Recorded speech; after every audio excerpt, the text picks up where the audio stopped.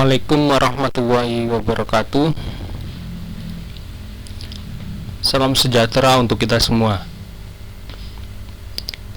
Dalam kesempatan ini, kami pengelola repositori institusi yang beralamatkan di repositori.upm.ac.id akan menyampaikan cara upload dokumen dan karya ilmiah di repositori institusi. Repositori institusi Universitas Pancamarga Probolinggo berisikan dokumen dan karya ilmiah yang dihasilkan oleh Sivitas Akademika Universitas Pancamarga yang meliputi mahasiswa, dosen, tenaga kependidikan, dan karyawan. Untuk pendaftaran user atau akun telah disepakati bahwa untuk mahasiswa ini mendaftar melalui administrator perpustakaan, kemudian untuk dosen melalui administrator LPPM. Untuk repositori ini berfungsi untuk menyimpan rekam jejak yang dihasilkan oleh Sivitas Akademika maupun untuk pengarsipan dokumen dan karya ilmiah. Nah, untuk dokumen dan karya ilmiah yang bisa diunggah di repositori ini ada beberapa tipe, yaitu yang pertama artikel.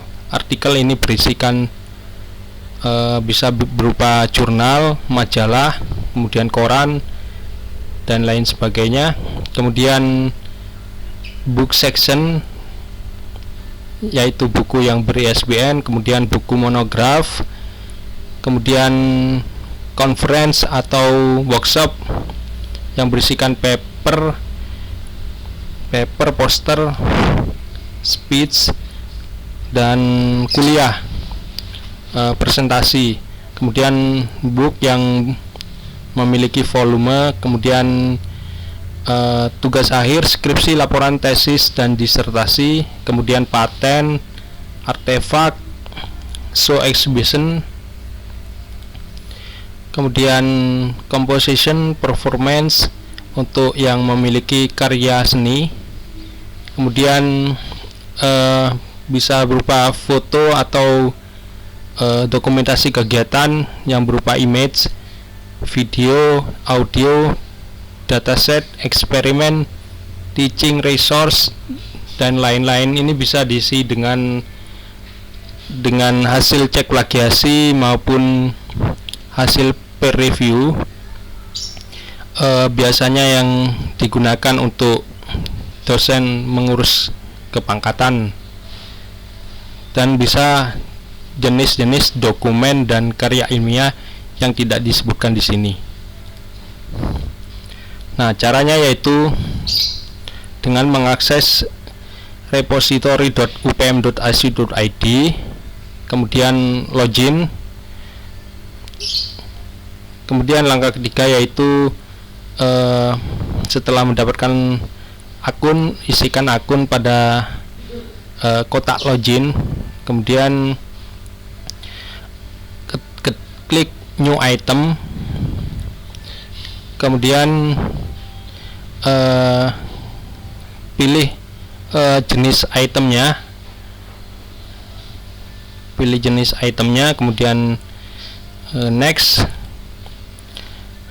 kemudian dipilih item yang akan diupload, kemudian next, kemudian nah ini untuk judul ini wajib diisi karena ada tanda bintangnya. Yang ada tanda bintangnya ini wajib diisi. Nah, mengenai abstrak dikosongi nggak apa-apa karena tidak ada tanda bintangnya. Kemudian jangan lupa nama, kemudian publish atau tidak. Kemudian ini adalah contoh hasil cek plagiasi. Hasil cek plagiasi yang diterbitkan oleh software Turnitin. Setelah itu next. Jangan lupa fakultasnya diklik fakultas teknik. Setelah itu di deposit item now sehingga bisa masuk ke repository. atau gudang penyimpanan dokumen. Nah, setelah ini sudah deposit ke repository. Nah, apabila ada tanda seru, maka perlu di-approve oleh pengelola. Jadi Bapak dan Ibu wajib untuk menghubungi pengelola untuk di-approve dokumennya. Setelah di-approve dokumennya, maka kita bisa membrowse by tahun, by subjek. Subjek ini fakultas, division ini berdasarkan prodi, kemudian author berdasarkan nama penulis. Berdasarkan nama penulis kita cari sesuai dengan abjad, kemudian kita bisa menampilkan URL-nya, URL dari dokumen yang kita upload. Kita bisa memilih URL yang atas atau URL yang bawah, itu sama saja. Nah, URL ini misalkan yang